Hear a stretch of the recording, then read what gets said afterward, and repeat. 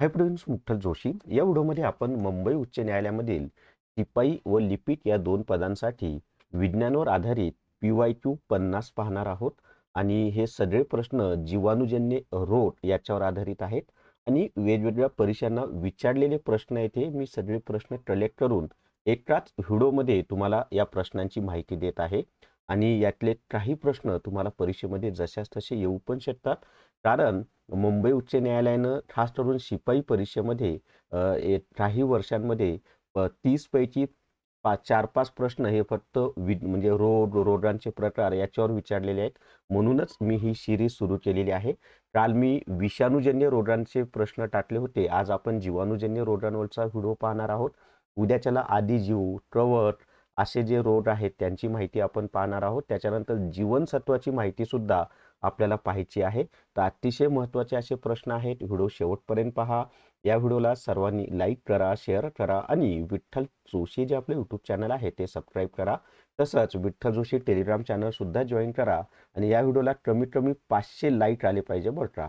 आणि आवाज थोडासा वेगळा येईल तब्येतीमुळं, पण तरी व्हिडिओ आपला कंटिन्यू चालू राहील. जर तुम्हाला हायकोर्ट पिऊन टेस्ट सिरीज घ्यायची असेल तर प्ले स्टोअरवरून विठ्ठल जोशी ॲप डाउनलोड करा आणि हायकोर्ट पिऊन टेस्ट सिरीज विकत घ्या. याच्यामध्ये सुरुवातीला 30 टेस्ट दिल्या होत्या, पण आता 150 टेस्ट यामध्ये मी दिलेले आहेत. आणि याच्यातले बरेचसे प्रश्न जशास तसे तुम्हाला ॲक्च्युअल परीक्षेमध्ये सुद्धा विचारले जातील. आणि याची फी 200 प्लस GST आहे अतिशय. आणि याच्यामध्ये ना हायकोर्टने ॲक्च्युअलमध्ये घेतलेले जे पिऊनचे पेपर आहेत ते सुद्धा मी तुम्हाला दिलेले आहेत. चला आता पहिला प्रश्न आपण पाहूयात. तर पहिला प्रश्न आहे पहा, क्षय रोग हा कोणत्या जीवाणूमुळे होतो? तर क्षय रोग कशामुळे होतो माहिती आहे का? तर मायक्रोबॅक्टेरियम ट्युबरक्युलोसिस याच्यामुळे होतो. क्षय रोगालाच आपण TB सुद्धा म्हणतो. तर ब हे त्याचं उत्तर आहे. त्याच्या पुढे आता हे सगळे जीवाणूजन्य आजार आहेत बरं का. जीवाणूजन्य आजार म्हणजे काय? तर जे आजार जीवाणूपासून होतात त्यांना आपण जीवाणूजन्य आजार असं म्हणतो. टायफॉइड म्हणजेच पहा, इंग्लिशमधलं नाव टायफॉइड आहे, मराठीमध्ये आपण त्याला विषमज्वर म्हणतो. तर हा टायफॉइड किंवा विषमज्वर कशामुळे होतो? तर टायफॉइड किंवा विषमज्वर हा साल्मोनेला टायफी याच्यामुळे होतो. नावातच आहे पहा टायफी. टायफीवरून टायफॉइड तुम्ही लक्षात ठेवा. लक्षात ठेवायला सोपं आहे की नाही? टायफीवरून काय लक्षात ठेवायचं आहे? टायफॉइड हे आपल्याला लक्षात ठेवायचं आहे. कॉलरा, आता कॉलरा हे इंग्लिश नाव आहे, मराठीमध्ये काय म्हणतात त्याला? पटकी. मी मुद्दामून इंग्लिश नाव आणि मराठी नाव दोन्ही सोबत सोबत दिले, कारण परीक्षेमध्ये कधी कधी कॉलराच्या ऐवजी पटकी देतात. मग तिथं मुलं कन्फ्यूज होतात, कळत नाही मुलांना की कॉलरा आणि पटकी एकच आहे, म्हणून मी असं दिलेलं आहे.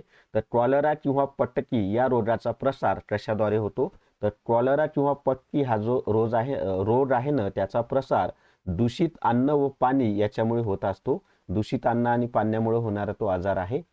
त्याच्यानंतर चौथा प्रश्न आहे पहा, धनुर्वात हा रोग कोणत्या जीवाणूमुळे होतो? तर धनुर्वात हा टिटॅनसमुळे होतो पहा. म्हणजे त्यालाच सॉरी, धनुर्वातला आपण टिटॅनस म्हणतो. तर तो कोणत्या जीवाणूमुळे होतो असा प्रश्न आहे. तर त्याचं उत्तर आहे पहा क्लॉस्ट्रिडियम टिटॅनी. आता नावातच आहे पहा टिटॅनी, इंग्लिशमध्ये टिटॅनस, मग टिटॅनी म्हणलं की धनुर्वात, एवढं लक्षात ठेवायचं. क्लिअर झालंय? तर हे त्याचं उत्तर आहे. त्याच्या पुढे पटकी हा जीवाणूमुळे होणारा आजार नाही बरं का, तो दूषित पाण्यामुळे होतो. वरचा एक प्रश्न वेगळा आलेला आहे. कुष्ठरोग हा रोग कोणत्या जीवाणूमुळे होतो? तर हा जो आपला कुष्ठरोग आहे ना, त्याला आपण इंग्लिशमध्ये लेप्रसी असं म्हणतो. हा मायक्रोबॅक्टेरियम लेप्री याच्यामुळे होतो. आता पहा, इथं लेप्री दिले आणि त्याला कुष्ठरोगाला इंग्लिशमध्ये काय म्हणतात? लेप्रसी असं म्हणतात. चला त्याच्या पुढे आता 6वा प्रश्न आपण पाहूयात. व्हिडिओला सर्वांनी लाईक करा बरं का, कमीत कमी 500 लाईक आले पाहिजे. दुधाचे दह्यात रूपांतर कोणत्या जीवाणूमुळे होते? तर दुधाचे दह्यामध्ये रूपांतर हे बॅसिलस हे जे जीवाणू आहेत ना, त्यांच्यामुळे होत असते. हे त्याचं उत्तर आहे. लॅक्टोबॅसिलस हे त्याचं उत्तर आहे. त्याच्या पुढे आता डांजा खोकल्याला इंग्लिशमध्ये हुपिंग कफ असं म्हणतात. तर डांजा खोकला कोणत्या जीवाणूमुळे होतो? तर हा जो डांजा खोकला आहे ना, हा बोर्डेटेला पर्ट्युसिस या जीवाणूमुळे होतो. डांजा खोकला कशामुळे होतो? तर बोर्डेटेला पर्ट्युसिस या जीवाणूमुळे होतो. हे त्याचं उत्तर आहे. त्याच्या पुढे आता निमोनिया हा रोग शरीराच्या कोणत्या अवयवावर परिणाम करतो? तर निमोनिया हा जो आजार आहे ना, कोरोनामध्ये तुम्ही पाहिला असेल, बरेच जण निमोनिया झाल्यामुळे पण मेले. तर तो फुफ्फुसाशी संबंधित असलेला आजार आहे. क हे त्याचं उत्तर आहे. फुफ्फुस हे त्याचं उत्तर आहे. त्याच्यानंतर प्लेग हा रोग प्रामुख्याने कोणामार्फत पसरतो? तर प्लेग हा जो रोग आहे ना, सगळ्यांना माहिती आहे की उंदरांवर पिसू असतात पहा, त्यांच्यामुळे तो पसरतो. पिसू किंवा पिसवा असं पण पर्यायामध्ये देतात. आणि ते पिसू किंवा पिसू एकवचन, पिसवा अनेकवचन, त्या कशावर असतात तर उंदीर या प्राण्यावर असतात. आणि प्लेगमध्ये काय होतं की ताप येते आणि काठेमध्ये ना गाठ येते पहा प्लेग झाल्यानंतर. ठीक आहे. प्लेगची साथ आता म्हणजे 1897 मध्ये प्लेगची साथ पुण्यात आली होती. त्यावेळेला ब्रिटिशांनी खूप जुलूम केले उपायाच्या नावाखाली, म्हणून रँडचा खून झालेला आहे पहा. कोणी केलेला आहे तर आपले चाफेकर बंधूंनी केलेला आहे. BCG लस कोणत्या रोगाच्या प्रतिबंधासाठी टोचली जाते?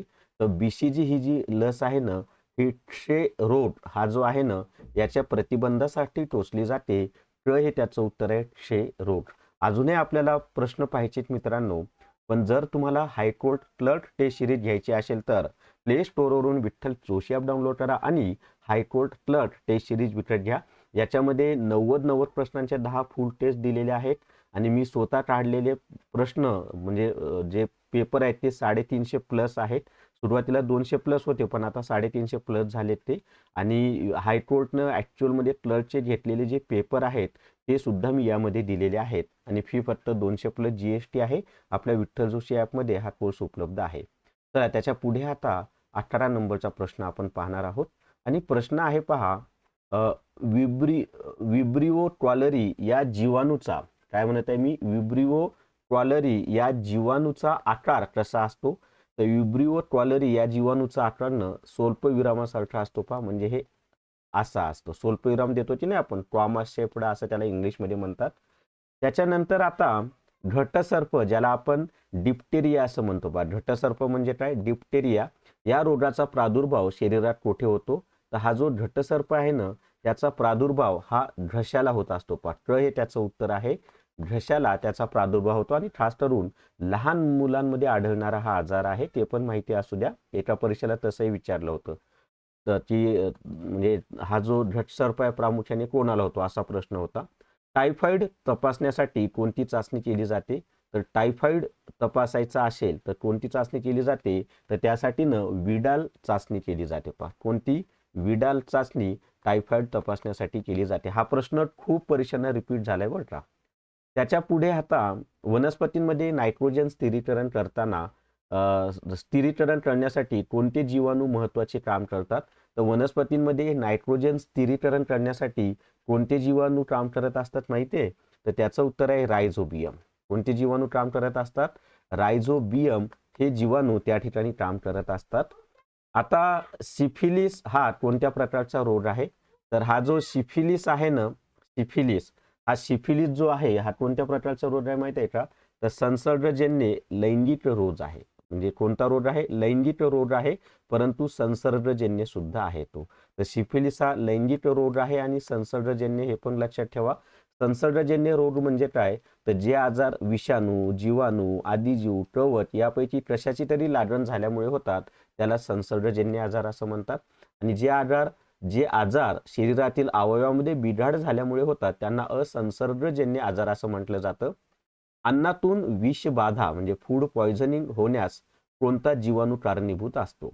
आता अन्नातून विषबाधा होण्यासाठी कोणता जीवाणू कारणीभूत असतो माहिती आहे का? क्लॉस्ट्रिडियम बोटुलिनम हा जीवाणू कारणीभूत असतो. हे त्याचं उत्तर आहे. हे नाव लक्षात ठेवा. नावं अवघड आहेत, पण त्याला पर्याय नाही. हे प्रश्न ॲक्च्युअलमध्ये परीक्षांना विचारलेले आहेत, तुम्हाला वेगवेगळ्या परीक्षांना विचारलेले आहेत. मानवी आतड्यात आढळणारा उपयुक्त जीवाणू कोणता? तर मानवी आतड्यांमध्ये आढळणारा जो उपयुक्त जीवाणू आहे ना तो आहे ई कोलाय. कोणता आहे? ई कोलाय हा मानवी आतड्यांमध्ये आढळणारा उपयुक्त जीवाणू आहे. अँथ्रॉक्स हा रोग प्रामुख्याने कोणामध्ये आढळतो? तर अँथ्रॉक्स हा जो आजार आहे ना हा पाळीव जनावरांमध्ये आढळतो. पाळीव म्हणजे आपल्या घरामध्ये जे आपण पाळतो ना, गाय, म्हैस, बैल, ते त्यांच्यामध्ये हा प्रामुख्याने आढळतो. आणि हा जीवाणूजन्य आजारच आहे बरं का अँथ्रॉक्स. आणि प्राण्यांनाच होतो, मनुष्याला होत नाही. अँथ्रॉक्सचा आजार प्राण्यांचा आहे. पेप्टिक अल्सर म्हणजे पोटातील जखम, पेप्टिक अल्सर म्हणजेच पोटातील जखम होण्यासाठी कोणता जीवाणू कारणीभूत असतो? तर पेप्टिक अल्सर म्हणजेच पोटातील जखम होण्यासाठी न हेलिकोबॅक्टर पायलोरी हा जीवाणू कारणीभूत असतो. हे त्याचं उत्तर आहे हेलिकोबॅक्टर पायलोरी. आणि हे सतत सतत वाचलं ना ही नावं लक्षात राहतात तुमच्या. पेनिसिलिनचा शोध कोणी लावला? आता हे पेनिसिलिन कशासाठी वापरलं जातं तर जीवाणूजन्य रोगांवर प्रभावी औषध म्हणून वापरतात, अँटीबायोटिक्स म्हणूयात आपण त्याला. तर हा प्रश्न तर इतक्या वेळा रिपीट झालेला आहे परीक्षांना की काय त्याचं मोजणं पण अवघड आहे, इतक्या वेळेला रिपीट होतो. तर पेनिसिलिनचा शोध कोणी लावलेला आहे? अलेक्झांडर फ्लेमिंग यांनी लावलेला आहे. हे त्याचं उत्तर आहे अलेक्झांडर फ्लेमिंग यांनी पेनिसिलिनचा शोध लावलेला आहे. आणि जर अजून आपल्याला प्रश्न पाहिजेत जर तुम्हाला न्यायालय भरती ई बुक ज्यामध्ये लिपिक आणि शिपाईचे झालेले ॲक्च्युअल मध्ये झालेले पेपर दिलेले आहेत, दोन्ही म्हणजे लिपिक आणि शिपाईचा जो काही अभ्यासक्रम आहे तो वन लाईनर स्वरूपात डिटेल्समध्ये दिलेला आहे. प्लस सरावासाठी लिपिक आणि शिपाईचे भरपूर पेपर यामध्ये मी दिलेले आहेत. तर परिपूर्ण असा कोर्स आहे आणि फी फक्त 200 प्लस GST आहे. तर लिपिक आणि शिपाई दोन्हीची तयारी परिपूर्ण यामधनं होऊन जाते. चला त्याच्या पुढे आता 21 नंबरचा प्रश्न आपण पाहणार आहोत. आणि 21 नंबरचा प्रश्न आहे पहा, डांग्या खोकला याला वैद्यकीय भाषेत काय म्हणतात? तर डांग्या खोकला ज्यालाच आपण हुपिंग कफ असं म्हणतो त्याला वैद्यकीय भाषेमध्ये ना पर्ट्युसिस असं म्हटलं जातं. काय म्हणलं जातं? पर्ट्युसिस असं म्हटलं जातं. हे त्याचं उत्तर आहे. बॅक्टेरियामुळे होणारा आजार आहे डांग्या खोकला. आता 22 नंबरचा प्रश्न आहे, डॉट्स ही उपचार पद्धत कोणत्या रोगाच्या उपचारासाठी वापरली जाते? तर डॉट्स ही जी उपचार पद्धत आहे ना ही पद्धत पहा क्षय रोगाच्या उपचारासाठी वापरली जाते. कशासाठी वापरली जाते? क्षय रोगाच्या उपचारासाठी वापरली जाते. काही परीक्षांना या डॉटचा फुल फॉर्म पण विचारलेला आहे, तर मी तुम्हाला सांगतो डॉटचा full form. Directory observe treatment short course असा त्याचा फुल फॉर्म आहे. परत एकदा सांगतो, directory observe treatment short course असा त्याचा फुल फॉर्म आहे. तर तो फुल फॉर्म पण लक्षात असू द्या. चला त्याच्या पुढे आता 23 नंबरचा प्रश्न आहे. व्हिडिओला सर्वांनी लाईक करा, कमीत कमी 500 लाईक आले पाहिजे. घटसर्प हा रोग प्रामुख्याने कोणत्या वयोगटातील मुलांमध्ये आढळतो?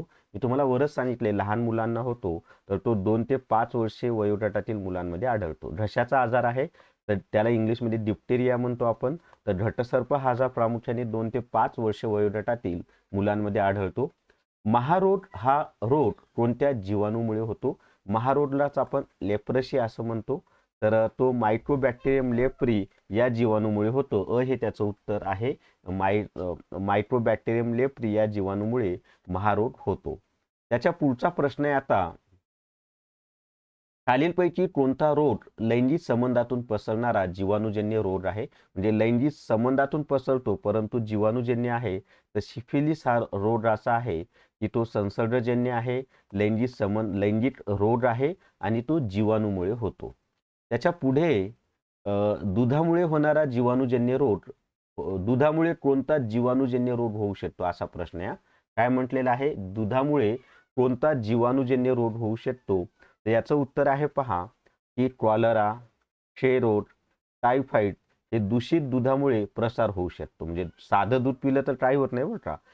समजा एखाद्याला क्षयरोग झालेला आहे आणि त्याचं उष्ट दूध पिलं म्हणजे दूध दूषित झालं की नाही अशा पद्धत. सेम तसंच आहे कॉलरा टायफॉइडचं, की यांच्या संपर्कात आलेलं दूध जर निरोगी माणसाने पिलं तर त्याला तो आजार होतो. म्हणून याचं उत्तर आहे वरील सर्व. नाहीतर दूध पिणं सोडा, साध्या दुधाने काही होत नाही. मी तुम्हाला परत सांगतो, दूषित दुधामुळे इथं स्पष्ट दिले दूषित दुधामुळे प्रसार होऊ शकतो. बॅसिलस अँथ्रेसिसमुळे कोणता रोग होतो? तर बॅसिलस अँथ्रेसिसमुळे नावातच आहे पहा अँथ्रेसिस, तर अँथ्रॉट्स हा आजार होतो. आणि हा कोणाला होतो? पाळीव प्राण्यांना होतो. आणि हा मानवाला होत नाही, फक्त प्राण्यांनाच होतो. तर बॅसिलस अँथ्रेसिसमुळे अँथ्रॉट्स हा आजार होतो. आणि तो बॅसिलस अँथ्रेसिस जीवाणू आहे ते पण माहिती असू द्या. अँथ्रॉट्सवर पण बऱ्याच परीक्षांना प्रश्न रिपीट झालेला आहे बरं का.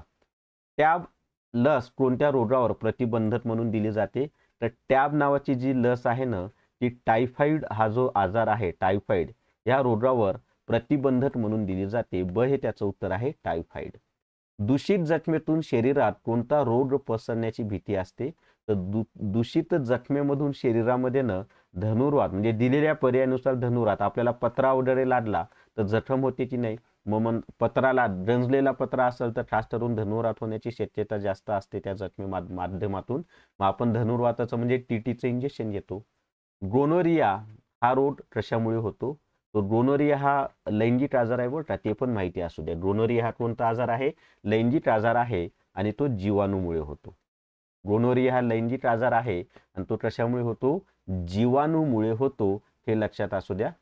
त्याच्या पुढे कोणत्या रोगाला हॅन्सनचा रोग असेही म्हणतात?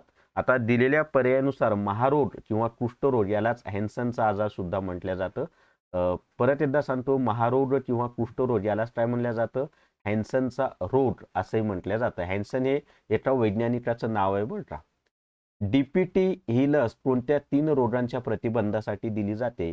तर डीपीटी ही जी लस आहे ना, ही 3 रोगांसाठी दिली जाते आणि ते आहेत घटसर्प, डांग्या खोकला आणि धनुर्वात. तर लक्षात ठेवा, डी म्हणजे डिप्टेरिया, टी म्हणजे धनुर्वात आणि पी म्हणजे हुपिंग कफ म्हणजे डांग्या खोकला. क्लिअर झालंय? तर याला त्रिगुणी लस पण म्हणतात. तर डीपीटी लस ही घटसर्प, डांग्या खोकला आणि धनुर्वात या 3 आजारांसाठी दिली जाते. 3 आजारांसाठी. त्या 3 आजारांची पहिली नावं दिलेली आहेत. मानवी शरीरात जीवाणूंचा शोध सर्वात आधी कोणी लावला? तर मानवी शरीरातील जीवाणूंचा शोध कोणी लावलेला आहे?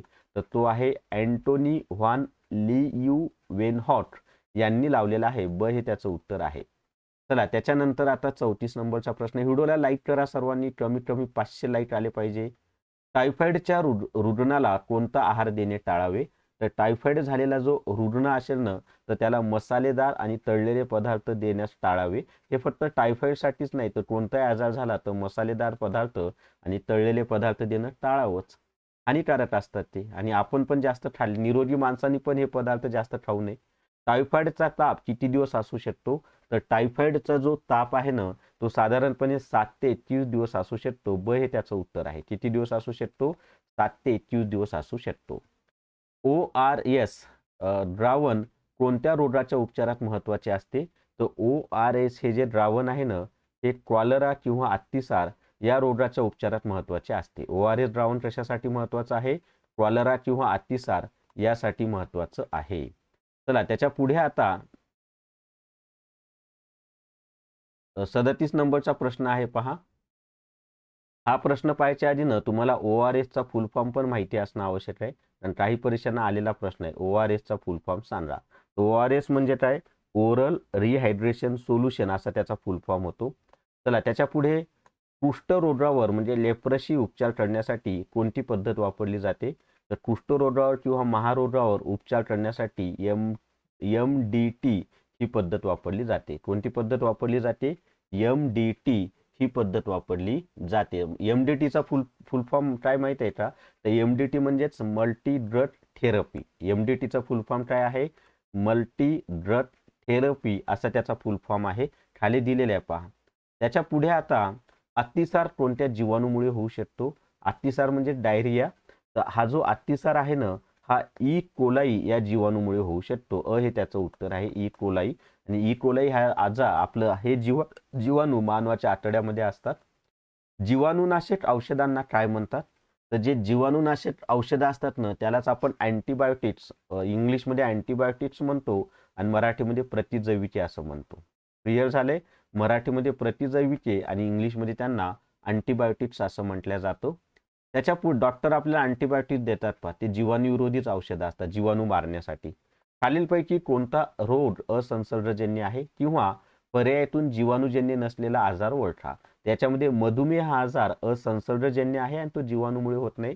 तर स्वादुपिंडामधून जर इन्सुलिन योग्य प्रमाणात स्त्रवत नसेल तर मधुमेह होतो. हा स्वादुपिंडाशी संबंधित आहे आणि म्हणून हा असंसर्गजन्य आहे. बाकी टायफॉइड, कॉलरा, क्षयरोग हा संसर्गजन्य आजार आहे. आणि जर तुम्हाला हायकोर्ट रेकॉर्डर व्हिडिओ कोर्स विकत घ्यायचा असेल तर प्ले स्टोअरवरून विठ्ठल जोशी ॲप डाउनलोड करा आणि हायकोर्ट रेकॉर्डेड व्हिडिओ कोर्स विकत घ्या. 500 रुपये फी आहे. याच्यातून कॉम्प्युटर, अंकगणित, बुद्धिमत्ता चाचणी, मराठी व्याकरण, इंग्लिश ग्रामर, इतिहास, भूगोल, राज्यघटना यांचे रेकॉर्डेड व्हिडिओ दिलेले आहेत. प्लस याच्यामध्ये 400 रुपयाचे 2 कोर्स फ्री दिलेले आहेत. एक आहे न्यायालय भरती ई बुक आणि दुसरं आहे हायकोर्ट क्लर्क टेस्ट सिरीज. तर 500 रुपयाच्या कोर्सवर 400 रुपयाचे 2 कोर्स फ्री दिलेले आहेत आणि हा कोर्स 1 वर्षे तुमच्याकडे व्हिडिओ राहतात. जेवढ्या परीक्षा आता या एका वर्षामध्ये लिहिणार आहे 70,000 परीक्षा, तर 70,000 पदांसाठी परीक्षा होणार आहेत. तर त्या सगळ्याच परीक्षांसाठी हा कोर्स उपयुक्त आहे. याच्यातले व्हिडिओ तुम्हाला सगळ्याच परीक्षांना उपयुक्त आहेत. तर या व्हिडिओमध्ये एवढीच माहिती मित्रांनो. या व्हिडिओला सर्वांनी लाईक करा, शेअर करा आणि विठ्ठल जोशी जे आपलं यूट्यूब चॅनल आहे ते सबस्क्राईब करा. Thank you very much.